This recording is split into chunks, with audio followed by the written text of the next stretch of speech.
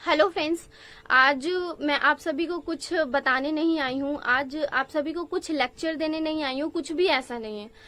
And आज मैं बस कुछ ऐसी चीज है जो बहुत मेरे मन को कल से थोड़ा पिंच आउट कर रही है, जो मैं बहुत टाइम से देखती आई हूँ। आज मैं आप सभी से उस चीज से रिलेटेड क्वेश्चन पूछने आई हूँ। तो फर्स्ट ऑफ ऑल प्लीज आप इस वीडियो को पूरा देखिएगा एंड आपको जो चीज समझ में आए कि हाँ मेरे क्वेश्चन का ये आंसर हो सकता है, वेदर इट्स अ गर्ल और अ बॉय, प्लीज मुझे आंसर दीजिएगा। कल से मैंने ये देखा है कि ये जो हाथरस का इंसिडेंट हुआ है, जिसमें मनीषा के साथ जो हुआ, उसमें जो गैंग रेप हुआ, उसके बाद उसकी टंग को काट दिया गया एंड देन उसके स्पाइनल कॉर्ड्स को इंजर किया गया ताकि वो कुछ बोल ना पाए। एंड 7 डेज वो एक लड़की अपने इशारों से बताती जा रही है कि ऐसा है ऐसा है, एंड वो बोल नहीं पा रही है।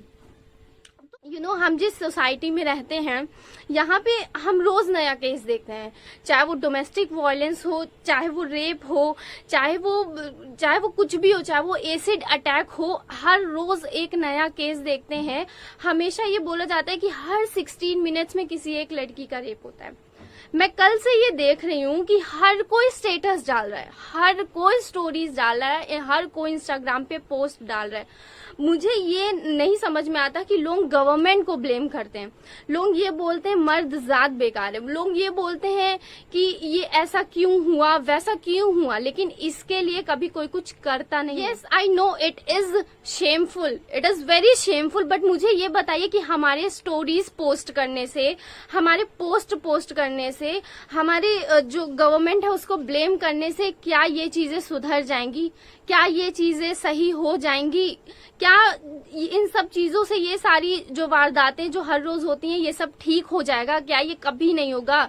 एब्सोल्युटली नो, कुछ नहीं सुधरेगा।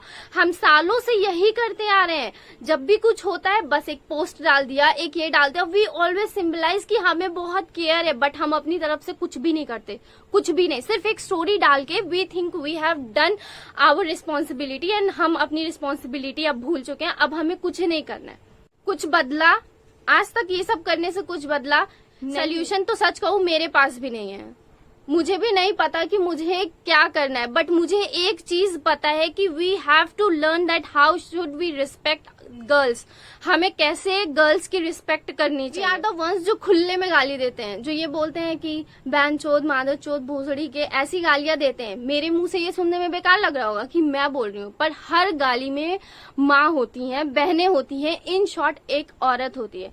हम कभी इज्जत नहीं करते हैं, हम ऐसे खुलेआम गालियां देते हैं। उसके बाद क्या करते हैं?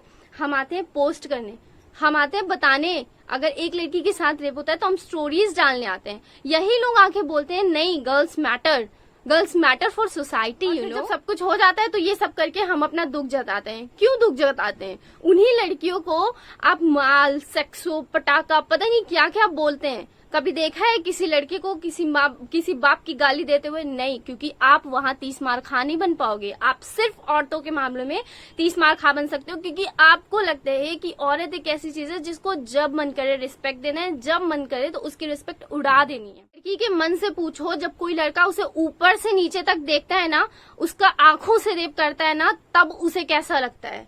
क्या ये रेप नहीं है? आपकी वासना को अस्वीकार कर दे, जो ये बोल दे कि मुझे नहीं करना है, मुझे इस चीज में नहीं शामिल करना है, उसे जबरदस्ती तेजाब से नहला दिया जाता है, तो क्या ये रेप नहीं है? महिला अकेले खुश रहकर अपने बच्चों को पालती है, कभी किसी और मर्द को स्वीकार नहीं करती है। तो एक आदमी अपने घर में जाकर अपने घर की औरतों से बोलता है कि इसका चरित्र ठीक नहीं है, कहीं फंसी होगी, पागल औरत है, और वही औरत दूसरी औरत की बुराई सुनने पर अपने पति की हाँ में हाँ भी मिलाती है। तो क्या ये किसी चरित्र का रेप नहीं है? ये हाथरस की बेटी का रेप नहीं है, ये भारत का रेप है, ये भारतीयता का रेप है, ये मानवता का रेप। आंखें बंद कर लीजिए, अरे कुछ भी नहीं हुआ है। बड़े बड़े देशों में ऐसी छोटी छोटी बातें तो होती रहती हैं। अगर खून खौल रहा हो तो ठंडा पानी भी पी लीजिए। अरे मीम्स देखिए, अरे ड्रग्स दो वाला वीडियो शेयर कीजिए। कभी फुर्सत मिले ना तब आइएगा, बैठिएगा, बताऊंगी कितने डेली ये केसेस आ रहे हैं, कितने डेली ये चीजें हो रही हैं। रोज कुछ ना कुछ सैकड़ों वारदातें होती रहती हैं। लेकिन अगर यही कोई एक विदेशी बोल देना तो किलस जाएंगे। हमारा भारत महान है। अरे कहाँ से महान है हमारा भारत? आजादी को कितने साल हुए ये गिनने का कोई मतलब नहीं है। मुझे 10 ऐसे केस बता दीजिए जहां आरोपी को इतनी कड़ी सजा मिली हो कि अपराध करने वाले की रूह कांप गई हो। ऐसा कभी नहीं हुआ है। लेकिन हाँ, वारदातें इतनी खतरनाक हुई है कि घर बैठे सुनने वालों की रूह जरूर कांप जाती है। घटिया सिस्टम है ये। यहाँ पर उम्मीद लगाना भी बेईमानी है और आप हर बार यही सोच के रह जाते हैं कि न्याय मिलेगा। कब मिलेगा न्याय? जिनसे आप न्याय की उम्मीद लगा रहे हैं ना, वो सरकार सो रही है, वो अपराधियों को बढ़ावा दे रही है। उन्हें आपसे सिर्फ तब मतलब है जब उन्हें आपके वोट की जरूरत होती है ताकि वो सरकार में बने रहें। उन्हें आपसे कोई मतलब नहीं है। और अगर एक आध दो लोग जो आ जाते हैं ना इन सब चीजों के खिलाफ आवाज उठाने के लिए, पुलिस वाले उनको कभी भी उनके घर से आकर उठा लेते हैं।